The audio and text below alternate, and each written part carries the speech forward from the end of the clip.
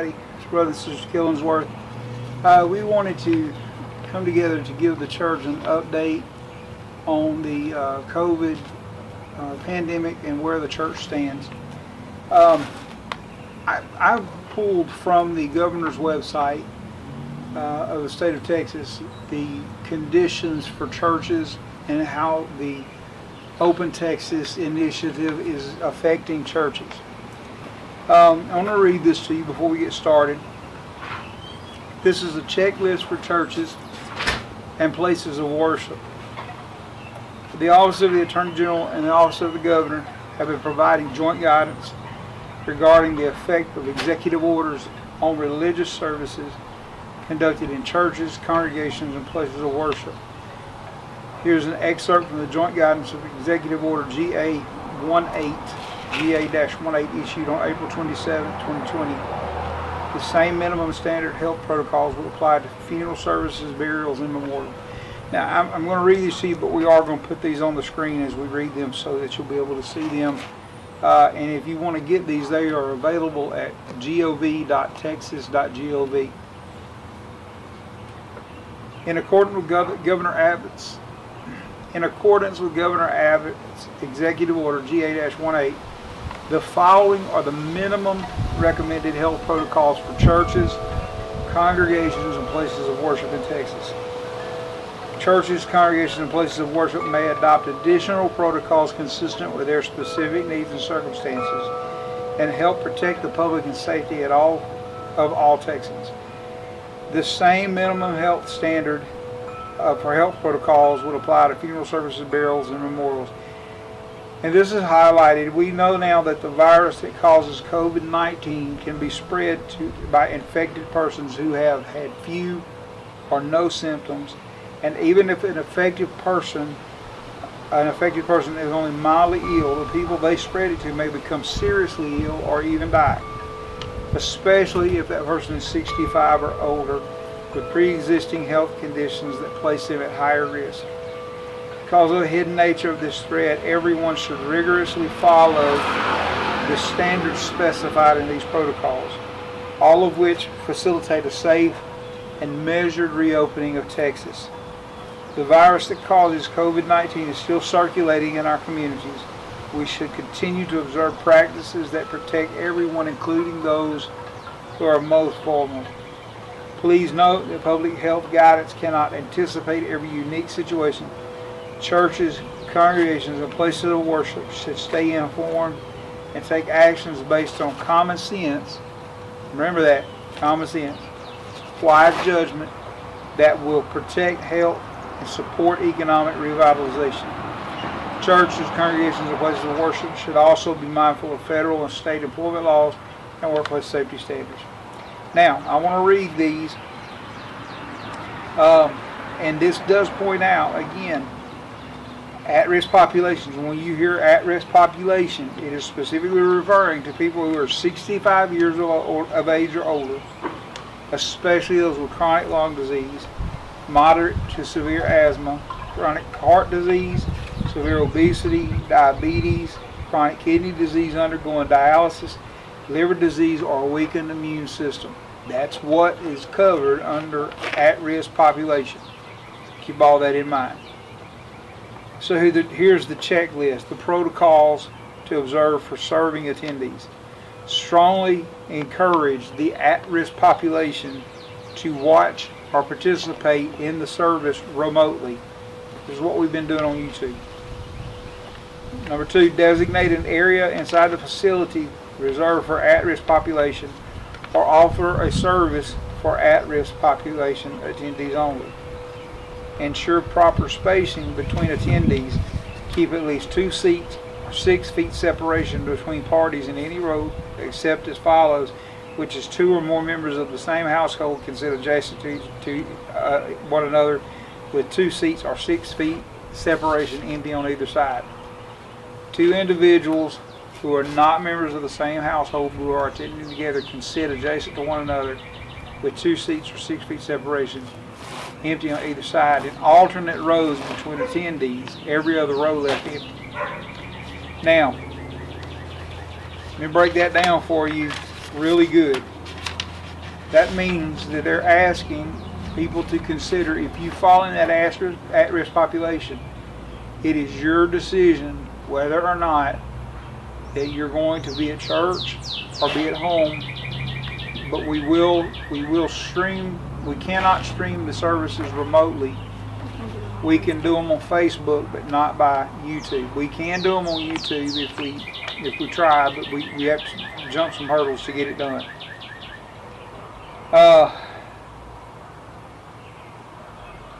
We don't have a separate place to be able to have service because of our church situation and how small we are. We can, if we try to have a service just for those who are 65 or over, we might as well just have one service because we have a good population of the churches in that age group. And then to sit together as a family and leave 6 feet of separation between you and somebody else. That means from not just where you sit, that's from the time you walk in the door. Social separation, no hugging, no tapping somebody on the shoulder, no crossing the aisle to shake hands, no hugging necks. That's what all this means. So we want to just keep that in mind. And then every other pew kept empty. And then health protocols for employees and volunteers. If you're going to be a door greeter, we need you to greet at this time. This is not a time to stop. But this is to train all employees and volunteers on appropriate cleaning and disinfecting, hand hygiene, and respiratory etiquette. Screen employees and volunteers before coming into church or congregation or place to worship. Send home anyone who has shown any of the following or worsening signs or symptoms of possible COVID. That is cough, shortness of breath, or difficulty breathing, chills, repeated shaking with chills, muscle pain, headache, sore throat, loss of taste or smell, diarrhea, feeling feverish, or measured a temperature greater than or equal to 100.0 degrees Fahrenheit, known close contact with a person who is lab confirmed to have COVID-19. Do not allow volunteers or employees with the new or worsening signs or symptoms listed above to come back until, in the case of someone who's diagnosed with COVID, the individual may return to work when all three of the following criteria are met. At least 3 days or 72 hours have passed since recovery, not from the time you got sick, but since you recovered. And that means the resolution of fever-reducing medications.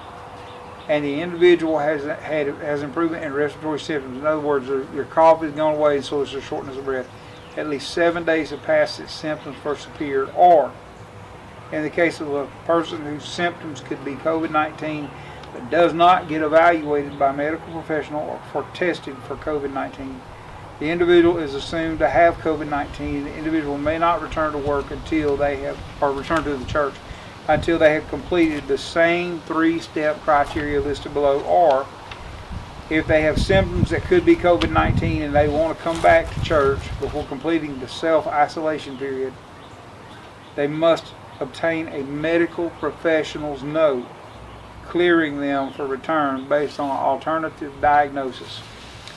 We cannot allow anyone with known close contact to a person who is lab confirmed to have COVID-19 to return to the church until the end of the 14-day quarantine period from the date of exposure, with an exception granted for healthcare workers and critical infrastructure workers, which we don't have any in our church. All volunteers must wash and sanitize their hands upon entering the building. They must maintain 6 feet separation from all other individuals. If it's not feasible, then every other measure, including face covering, hand hygiene, cough etiquette, cleanliness, and sanitation, must be rigorously practiced and consistent with the actions taken by many churches, congregations, and places of worship across the state. Consider having your volunteers and attendees wear cloth face coverings over the nose and mouth, and if available, they should consider wearing non-medical grade face masks. It's not necessary to have a medical grade N95 face mask. A cloth face mask is sufficient. and health protocols for the facility. This is what we're required to do. Regularly and frequently clean and disinfect any regularly touched surface. That means doorknobs, tables, chairs, restrooms. That means the platform, the sound room, every inch of the church. Disinfect between services. Disinfect any items that come into contact with attendees. Songbooks, tambourines, clothing, your blankets that you leave. Make hand sanitizer, disinfecting wipes, soap and water, or similar disinfectant readily available. Place readily visible signage to remind everyone of best hygiene practices.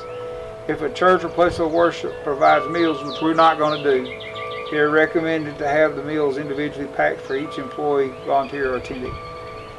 Maintain rigorous sanitation practices like disinfection, hand washing, and cleanliness when preparing or serving anything edible. Okay, having said all that, now that's the criteria. Sister Killingsworth and I have been praying about it. We've talked about it. We've talked about it over and over. We've talked about. I'm sick of hearing COVID. I'm not gonna lie to you. I'm so tired of hearing it. And I know everybody's tired of it, and everybody's ready to come back to church. So, with the way and the results that we've been seeing, with the governor going ahead and opening up things, the plan right now, is to be back at church with our first service on May the 10th, which is Mother's Day. That's our plan. But there are some conditions to this, and I want everybody to pay close attention. There are conditions. Those conditions have to be met, and those conditions do include face mask, hand sanitation, and social distancing. Okay, so we do have face masks that have been promised to the church. The state school is volunteered to make us some. Enough for everybody to have one. Yes, we will have lots of them. But I will tell you that I am pretty sure these are the kind that will have to be tied behind your head. If you have a face mask that you already use, I would strongly suggest that you bring it. It will probably be more comfortable to you. Anyway, but if you don't, we will have face masks available. I also have found us some hand sanitizer, which is pretty hard to come by. It will be in a pump spray bottle. So I will, either myself or someone else will be standing at the door, and as you come in for the service, everybody gets a mandatory hand sanitizing spray on their hands. Okay? When you walk into the sanctuary, we will have pews taped off that you will not be able to use. We have to have spaces between the pews. We have to seat you every other seat, so there will be pews that are taped off. You may not sit beside anybody that is not somebody that lives in the house with you. He mentioned that earlier. And I know that we like to sit together at church, and I know that we're going to be super excited to see each other because we have not gathered in so long, and we all really miss the fellowship. But you cannot sit by your friend. You may not hug necks. You may not shake hands. And I prefer that you not even get close enough to do an elbow bump, because we're supposed to maintain a distance of 6 feet. And I'm sorry, but our arms are not that long. So we have to keep a distance. I do realize that we have several people that ride with other people to church. It is going to be left to the driver of the car, it is going to be left to their discretion as to whether or not they pick people up. Do not get your feelings hurt if your person that usually picks you up decides not to pick up people right now. We will do our best. We will do our best to find you a way to church if you need a way. That's not the issue. But it may not be with a person you normally ride with. And if you do ride in the car with somebody, you should enter that car with your face mask already on, and you should have sanitized your hands the last thing you did before you got in the car. Right. If you have hand sanitizer to bring in your purse or pocket, that's great. If not, go to the sink and wash your hands with soap and water before you get in their car. Now I say this, minimize what you bring with you to church. Some people bring bags and bags and bags of stuff. We can't do that right now. You don't need all that. All you need right now is a purse. You don't need anything else other than your face mask and hand sanitizer and maybe some gloves. And I'm talking about latex or whatever they're made out of, but not. You don't need 15,000 bags to bring to church with you. When I go in a store, I do not even take my purse in because I do not want to have to sanitize it once I get back to my car. Right. So what I usually do is take my debit card and stick it in my pocket, and that's what goes in with me. And that's good because the more things you bring into the church, the more surfaces you have to deal with that could be contaminated. I urge you, along with Sister Kay, sanitize before you arrive. Sanitize. You're going to get sanitized when you come in. When you get home, immediately remove your clothing, put it in the washer, and go take a bath or a shower, whichever you prefer. But get your clothes washed. You don't want any residual surfaces left around. And bringing all 15 bags that you've got around the front door is only going to provide more surfaces that you have to deal with and sanitize when you get home. And we also want to ask you, if you do have personal belongings at the church, tambourines, books, Bibles, notebooks, please take them home. The first service you show up, take those back home with you. Somebody has to sanitize that building, and your stuff is more things that we have to worry about sanitizing. So please take it home. Blankets. I also want to tell you, yes, we don't want blankets at church right now. I also want to tell you that, under blank. Oh, I also want to tell you that if you step out to go to the bathroom, you need to sanitize your hands before you walk in the bathroom. When you get done with your business, wash your hands at the sink with soap and water before you go back to the sanctuary. And sanitize again. And sanitize again. We want you to sanitize before you go in the bathroom so that when you go in there and you've touched the sink or the toilet handle or whatever, your hands are clean. All right? Is there anything else? No. I do want to also tell you that the prayer room will not be open. Right. And please do not go in any room but the sanctuary or the bathroom or the foyer, unless you have babies and need to go in the nursery. Don't go in the fellowship hall. Don't go in the Sunday school rooms. That's just more places that we have to sanitize. So we're going to probably have those doors closed with a sign that says do not enter.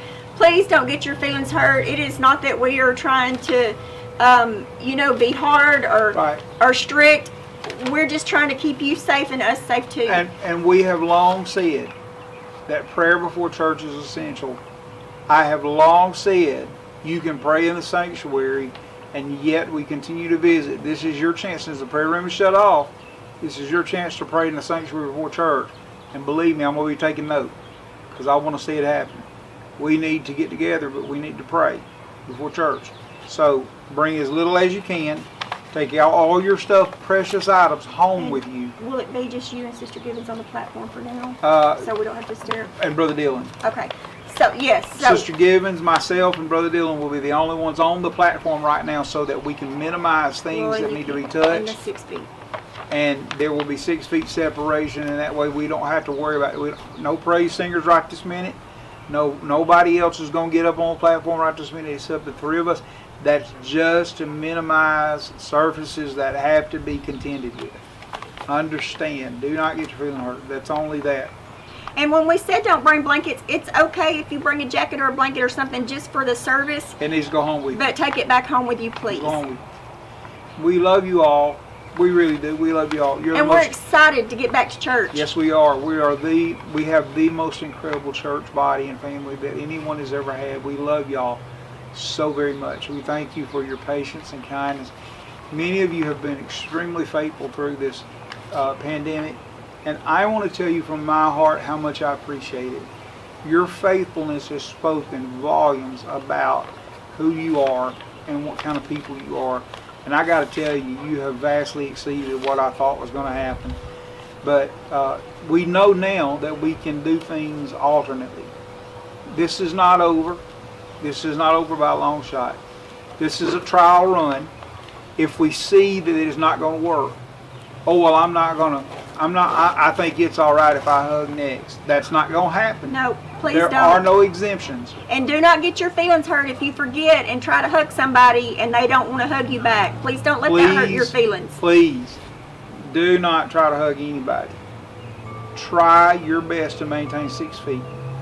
For those that need them, we will have gloves available. I overbought when we first got into this thing. But I will say this is a trial run. If it doesn't work, we're going to go back to YouTube. Sanitation is our destination. Trust me on this one. That's the high mark. And if it doesn't work, we're going to go back to YouTube until we can get it under control. We have to dismiss at your time.